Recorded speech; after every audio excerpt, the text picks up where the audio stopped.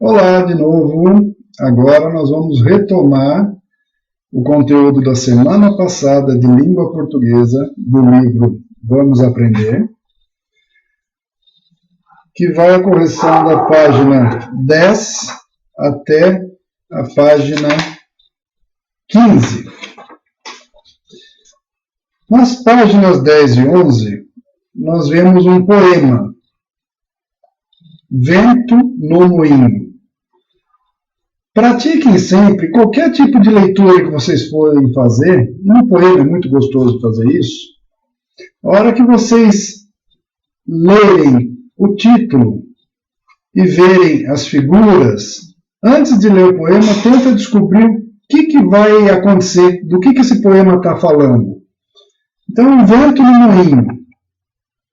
Pelo título, eu desconfio que ele deve estar falando alguma parte de vento e de um moinho.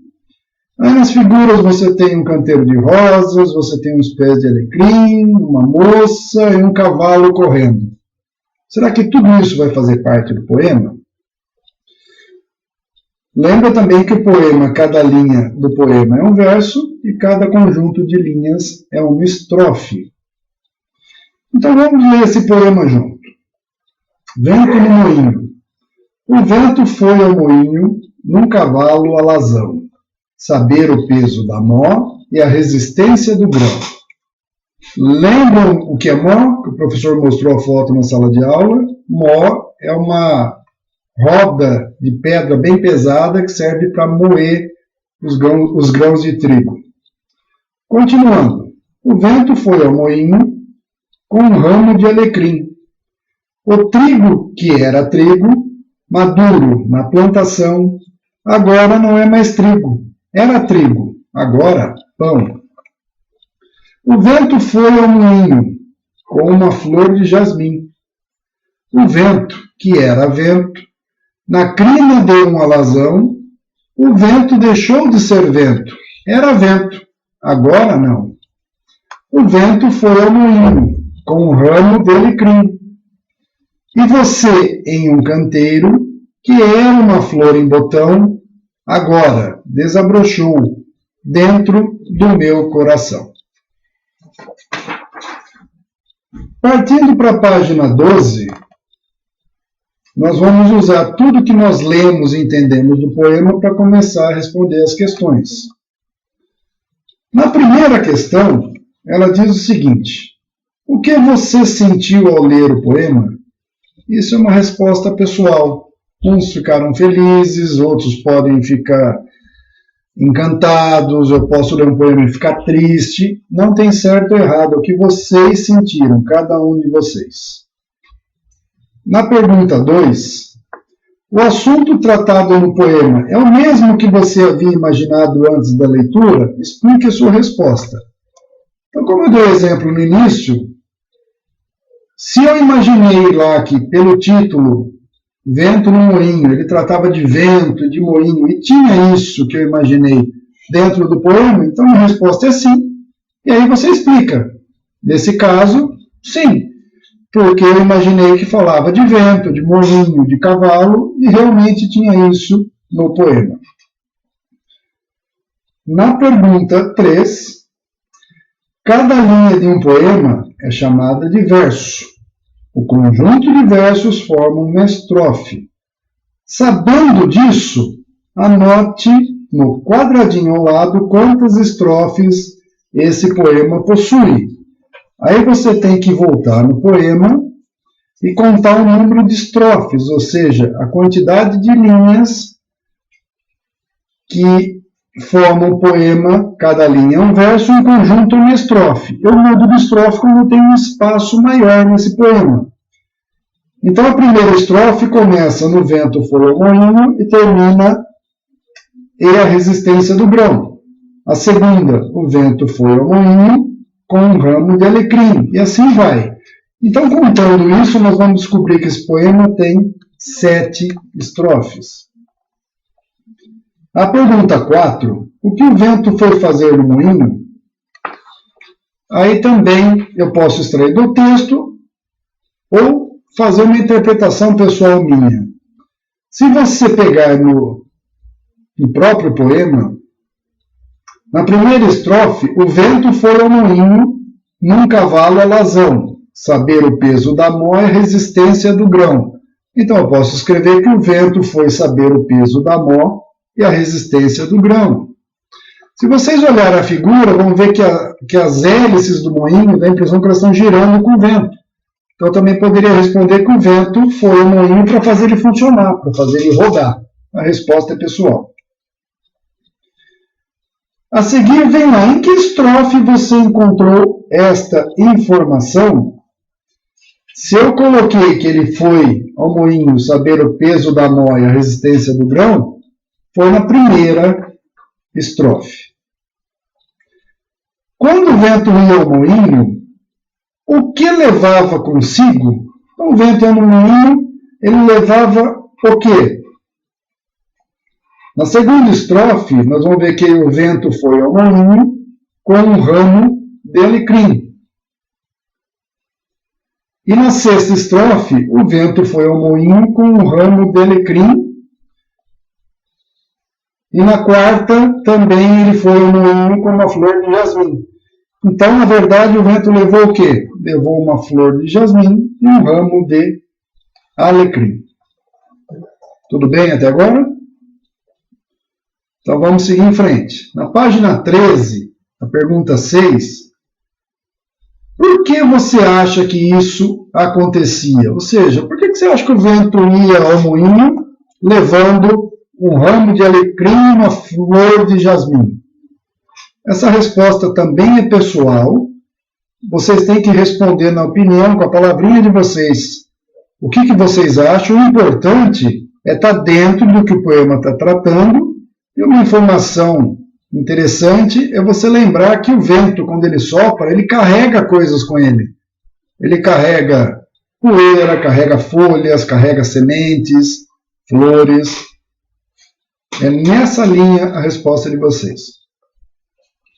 Na pergunta 7, observe as ilustrações a seguir e responda às questões.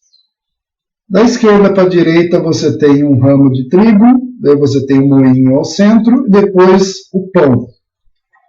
A pergunta A diz: a qual estrofe as ilustrações acima se referem? A gente volta no poema, lê de novo se tiver dúvida, até encontrar. Agora vamos ver a terceira estrofe. O trigo, que era trigo, maduro na plantação. Agora não é mais trigo, era trigo. Agora pão. Está falando sobre a transformação do trigo em pão. Tem a ver com a figura? Tem.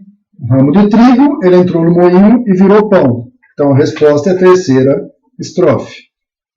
Na letra B, essas ilustrações e a estrofe que você informou acima sugere a transformação de um elemento em outro. Que transformação foi essa? O que foi transformado? Resposta: o trigo em pão. A letra C. De acordo com a leitura do poema, o que possibilitou essa transformação? O que possibilitou essa transformação foi o vento que, ao soprar, bater no moinho, fez as hélices do moinho rodar, e aí a mó triturou os grãos de trigo, que posteriormente foram transformados em pão. A questão 8 pede para a gente reler a quinta estrofe do poema. A quinta estrofe é a seguinte: o vento, que era vento, na crina de um alazão, o vento deixou de ser vento, era vento. Agora, não. O que aconteceu com o vento? Se eu responder exatamente o que está escrito aqui, eu posso dizer que o vento deixou de ser vento. Mas também pode ser uma resposta pessoal. Eu posso falar que o vento parou de soprar. Como ele era vento na crina de um alazão, se vocês olharem a figura, dá a impressão que o cavalo está correndo, está galopando, eu posso dizer que o cavalo parou de galopar, por isso a crina parou de balançar e o vento deixou de ser vento. Todas essas estão corretas, também depende da interpretação de vocês. Partindo já para o finalzinho, Na página 14, a questão 9. Em sua opinião, o que aconteceu com o vento ao deixar de ser vento? Novamente, é a questão pessoal que vocês podem responder usando os mesmos critérios da resposta anterior. O vento, ele não deixa de ser vento. Ele, por exemplo, parou de soprar. Tentem uma resposta pessoal de vocês. Na questão 10, é para reler a 7ª estrofe do poema, que é a seguinte. E você, em um canteiro, que era uma flor em botão, agora desabrochou dentro do meu coração. Marque com um X na alternativa correta sobre essa estrofe. A alternativa correta é a segunda, que diz: é uma maneira de dizer que alguém que antes era despercebido passou a ser importante, passou a ser notado. Questão 11. Chamamos de rima o som semelhante no final de 2 ou mais palavras. Volte ao poema e sublinhe passar um risco embaixo das palavras que rimam entre si. Só que a gente vai fazer isso em cada estrofe. Se você voltar ao poema, você vai ver na primeira estrofe: o vento foi a moinho e um cavalo alazão. Saber o peso da mó e a resistência do grão. Que palavras terminam com a mesma escrita e som? Alazão e grão. Então vocês vão fazer um risco embaixo de alazão e grão. Na segunda estrofe, o vento foi ao moinho com um ramo de alecrim. Rima alguma coisa? Não, então essa não marco nada. Na terceira, o trigo que era trigo, maduro na plantação, agora não é mais trigo, era trigo, agora pão. O que rima? Trigo rima com alguma outra coisa, com plantação, com pão? Não. Então o que rima é plantação e pão. E aí vocês vão fazer em todas as estrofes. Então vocês vão marcar alazão com grão, plantação com pão, alazão com não, botão com coração. Agora pode ter uma criança perguntando, mas professor, alecrim não rima com jasmim? Desculpa, rima, óbvio, tá certinho. Só que alecrim está na segunda estrofe e jasmim na quarta, então nós não vamos marcar. Só vamos marcar as palavras que rimam dentro de uma mesma estrofe.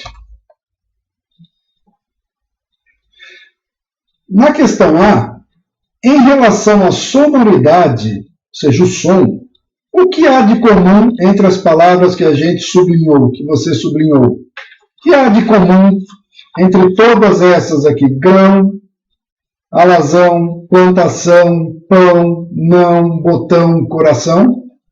Todas terminam em ão. Na letra B, e a última de hoje, em que posição na estrofe os versos que rimam entre si estão localizados? Marque um X na alternativa correta. Então, quais os versos que as palavras que rimam estão localizados? Lembra que versos é a linha. Então, se você observar as palavras que nós grifamos, alazão com grão, plantação com pão, alazão com não, botão com coração, em todas as estrofes, elas estão localizadas no segundo e quarto versos. Acertaram? Tenho certeza que sim. Agora, na página 15, tem algumas sugestões de poemas, como pede para a gente ir à biblioteca. Infelizmente, a gente não vai poder fazer isso hoje, mas vocês podem buscar pela internet e acessar tanto o site do Caparelli, aqui embaixo, como buscar o poema Tatu, do Gaúcho Calunga, e tem outros tantos poemas que vocês podem se deliciar lendo, ok? Um bom estudo a todos, que Deus abençoe.